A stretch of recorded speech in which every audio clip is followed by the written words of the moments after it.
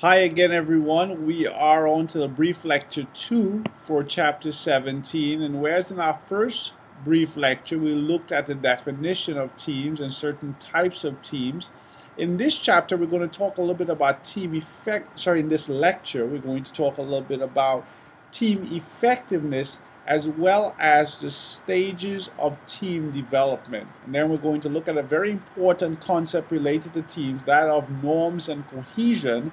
And we're actually going to look at some of the problems associated with teams that are essentially too cohesive. So let's begin. The first thing that we want to look at has to do with team effectiveness. Team effectiveness. And some of the characteristics of high performance teams are they have clear and elevating goals. Okay? They have goals that are very clear, as we spoke about the importance of having good goals, effective goals. Well, high performance teams have goals that are very clear, but also goals that are challenging. They're task driven and they're results oriented, okay? Meaning that they want to get work done, they want to be competitive, they want to perform at a high level. The people that work in the team, the members of the team, are hardworking and they're competent, they're able to do the job. They have a collaborative culture. Notice, not a competitive culture, intra-team. They don't try to compete with each other. They try to help each other out and collaborate, recognizing the benefits of creativity, the benefits that are derived from collaboration, of creativity. And then high standards of excellence. They want to be known as an exceptional team. External support and recognition, meaning that they have or they get resources from outside of the team and they get recognized by those in the organization, and their leadership is strong and principled.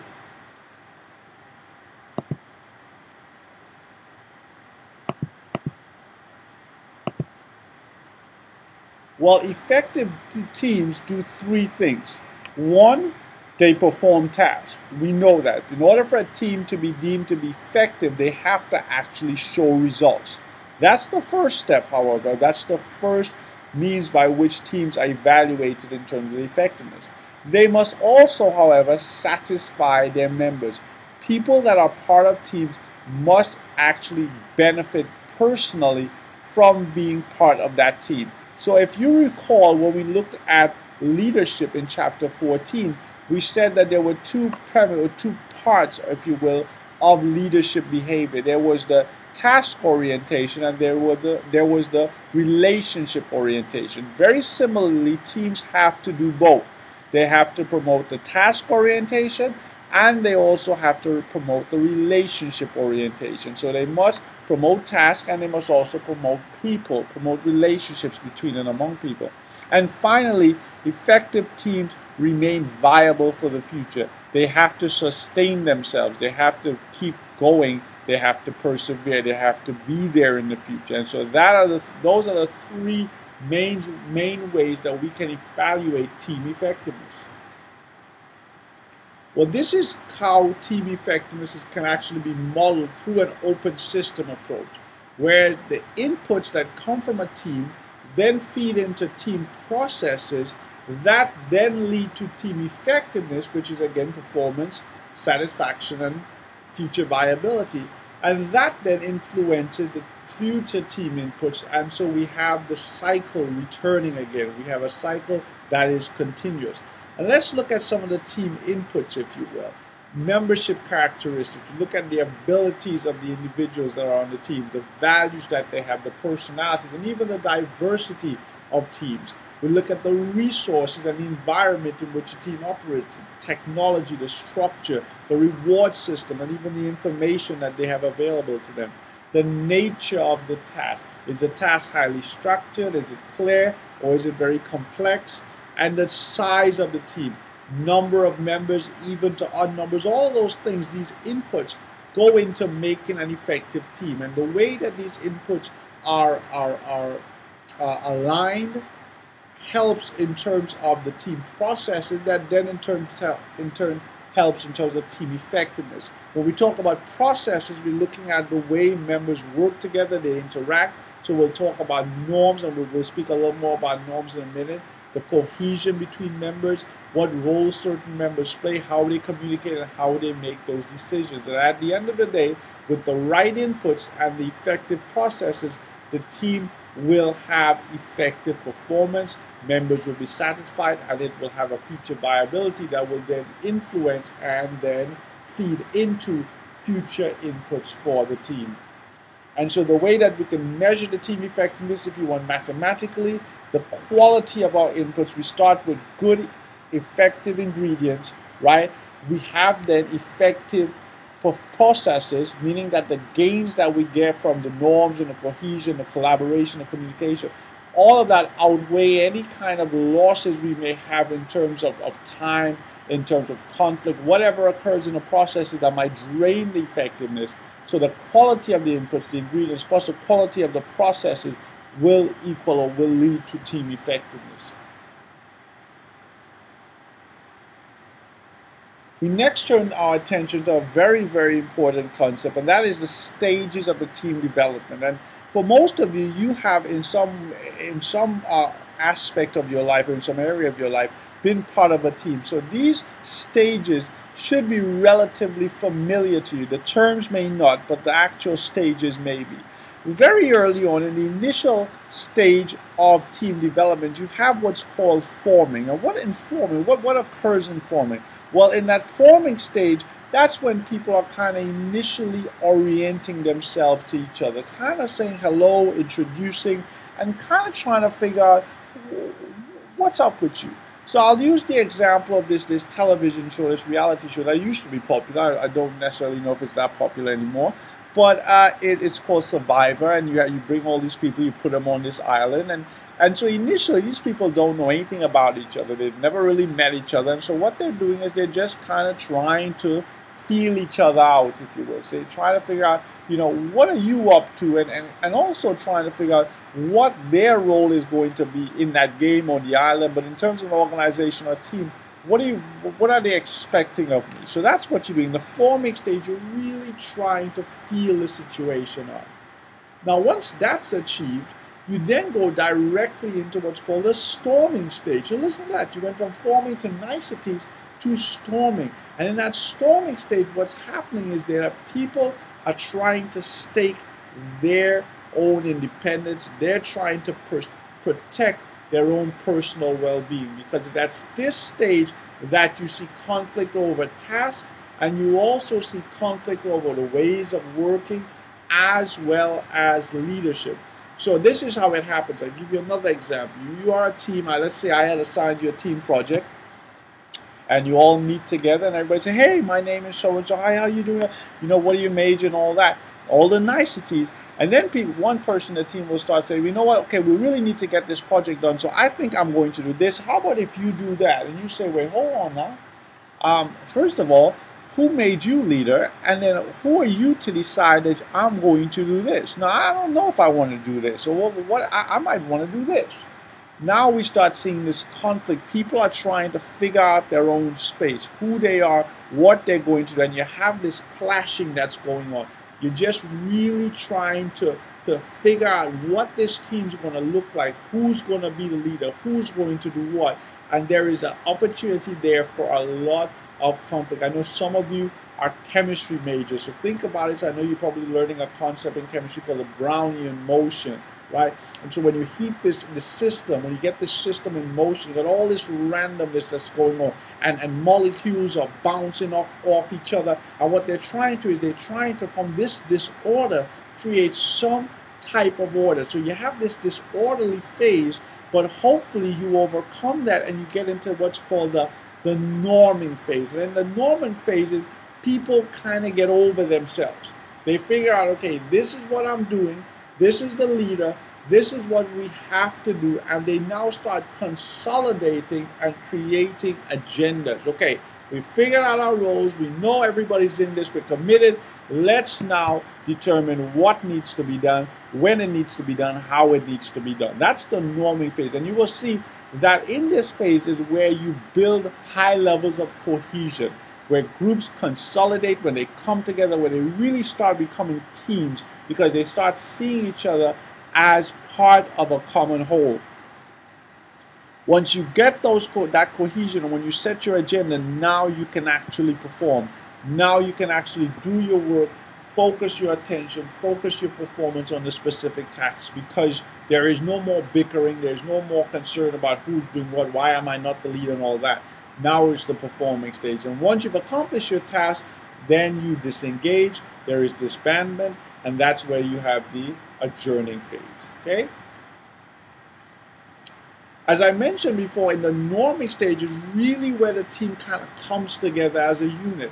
And in order to do that, the team has to create and the team has to build around these things called norms. And what are norms? Well, norms are simply behavior that is expected of team members. They might be rules or standards, but they guide behavior. So, for example, in certain teams, in certain sports teams, the norm might be that we all wear suits at press conferences, okay? Now, it may not be a hard and fast rule. Understand this, norms aren't necessarily always formal rules. They're just things that as a team, you all what? Identify and you all support, okay? So it's certain types of behavior that all members in the team are required to accept and adopt. And if members of the team do not accept and adopt, so somebody shows up for the press conference in jeans, guess what will happen? If it's a formal room, you might get fined, but if it's an informal room, the members of the team might actually ostracize. You might say, you know what, man, I don't know if I want to sit with you. I don't know if I even want to pass you the ball, because you don't seem to really want to be part of our team. You're not acting the way we act. Norms are kind of the way that we do things around here. Team members understand it. Team members accept it. Team members adopt it. And that's what norms are. Norms and the acceptance, the agreement of towards norms, that creates this concept of cohesiveness. And that's where members are attracted to and motivated to remain part of the team. They conform to norms and they want to conform to norms. And when they do conform, the higher the level of conformity, the higher the level of acceptance, the higher the level of commitment, the greater the level of cohesiveness. Now, as I said, cohesiveness is obviously something beneficial because it helps the firm, it helps the team, I should say, to overcome the storming phase and really consolidate themselves in the norming phase that then leads to the performance.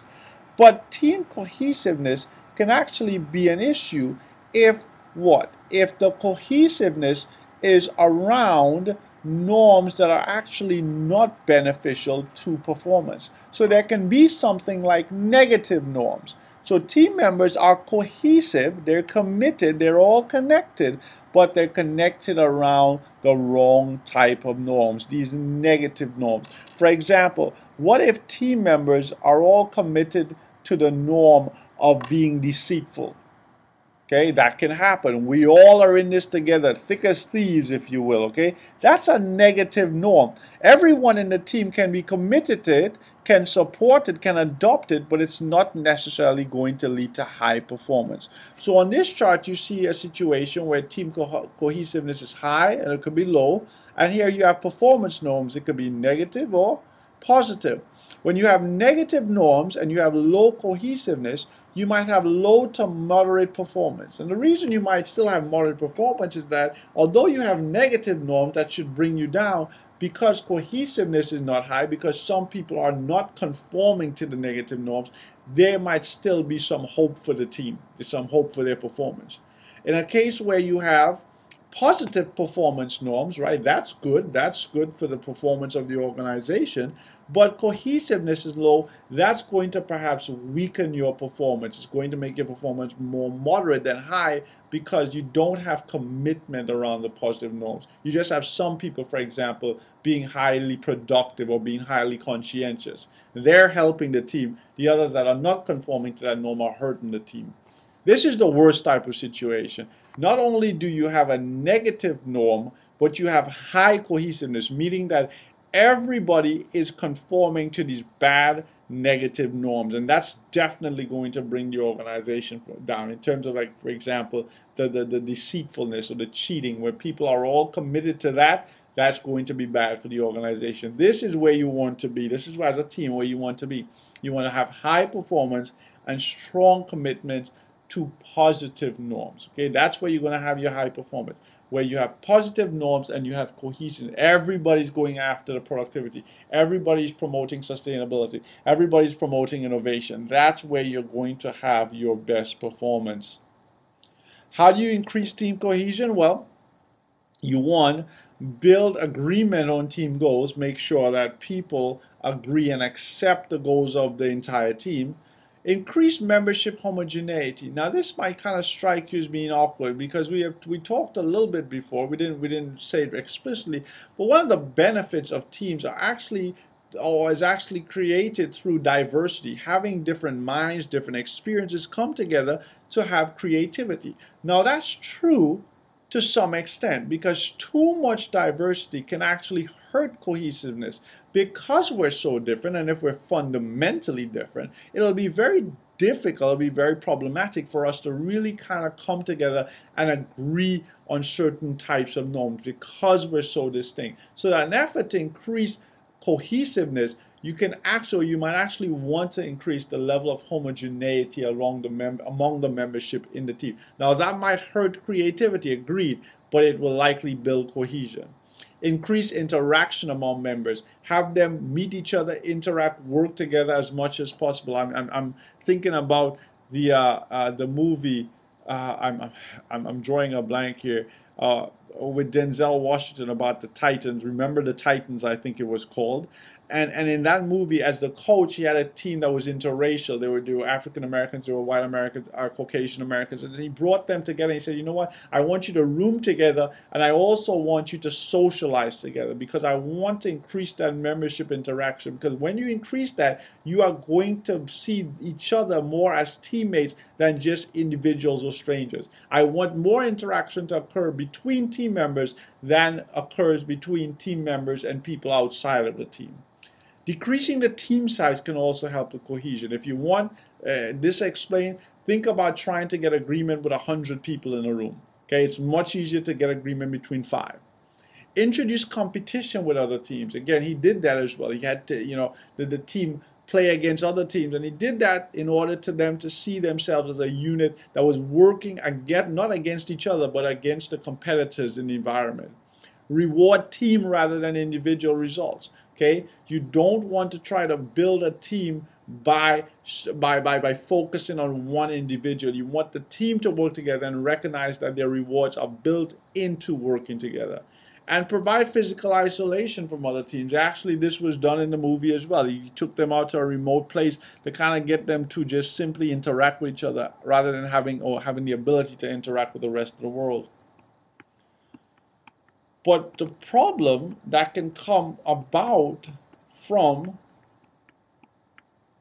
this level of cohesion is something called groupthink. And I don't know if you've heard this concept before. Maybe you have. But in groupthink, what happens in the team is that the team sees itself as basically invulnerable, invincible, if you will. And because of that, the team or the members of the team are less likely to what? Less likely to disagree with each other, less likely to disagree with their leader. And what happens is that you have this high level of cohesion that actually doesn't help the team, but actually hurts the team. So in a groupthink situation, you have this illusion of group invulnerability. We're the best. No one can ever touch us. We're superior. That can happen, again, because you have this high level of cohesion and also because you have perhaps this high level of isolation. You rationalize unpleasant and disconfirming data. So although you're not the best, although you actually lost the last 3 games, you start thinking, you know what? Well, it's not because we're getting, other teams are getting better. Maybe we're not playing as well. Well, what's actually happening is that, we didn't use all our efforts. We didn't take it seriously. And so you try to rationalize the evidence that suggests that, something has to change. You believe in your own morality, so you start making rules, you start making ethical codes, and you decide that those are good. Why? Because other people in the team also support that. And this happened a lot with the Nazis. The Nazis as a group, as an entity, they started to make their own morality, and they all kind of agreed with each other about it. And so they all started to think, well, maybe this is okay. If this person's saying this is fine, and hey, there is support, there's strength in numbers, if you will. You create negative stereotypes about competitors. You start seeing them really as your enemy. You start trying to destroy them and destroy their worth, if you will. People in the team, they are pressured to conform. Okay, so there's no opportunity for anybody to speak out, even if they disagree with something that's fundamentally wrong. They feel that they have to agree, because if they don't, it'll break cohesion. Members are self-centered, so you can only say certain things that all support.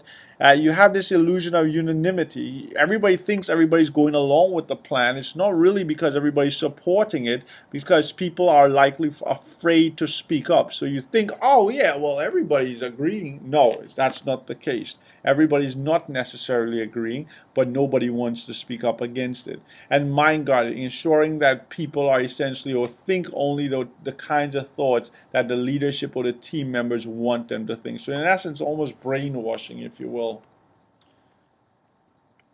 How to avoid this groupthink? Well, there are certain things that you can do. One is that you can assign the role of a critical evaluator to each team member, essentially a devil's advocate, someone that can question certain decisions, certain actions, and they can start encouraging others to share their opinions and their viewpoints. Now, you don't want somebody who's just in the team being critical about everything, because that's going to lead to no cohesion and serious problems. But you definitely want someone that can have some kind of a critical perspective on things. As a leader, don't seem partial to one course of action. So don't kind of, make it clear, or clearly demonstrate to the team that you support one way, because what's likely to happen, team members want to make you happy. They're going to kind of go the way that you want to go, even though they don't necessarily support that. And sometimes you need to absent yourself from meetings to just kind of allow people to say things without being intimidated, without being fearful that you don't agree with them. Create sub-teams to work on the same problem, so have people kind of create alternative viewpoints, alternative decisions or answers to things, and then kind of compare and contrast. Have team members discuss the issue with outsiders. It's really important, because oftentimes, again, you're in a team, you're kind of secluded from everybody else, you're talking amongst yourself, you kind of know each other. Oftentimes you need someone outside to have an objective evaluation of what's going on. They can see things that you can't, because you're part of the team and because they're not. And so talking with them, it can help you to question some of maybe the assumptions that you would have made in the team. Invite outside experts similarly to kind of see, come in and see what you're doing, see some of the processes that you're using. Maybe they can say, you know what, you need some more discussion about these things. You need an opportunity for more people to speak, to try to ensure that you're not having censorship, or you're not having any kind of mind guarding. Assign one member, as I said, to play devil's advocate, to kind of question what's going on. And hold a second chance meeting to review decision after consensus. So even after you said, oh yeah, we agree, maybe people are having second thoughts. Maybe people are kind of thinking, well, you know what, I don't know if I agreed, but I still have some serious objections. So I have that meeting so people can kind of rehash and say, you know what, let's maybe we need to talk about this a little more. And that's some of the ways that you can actually avoid groupthink.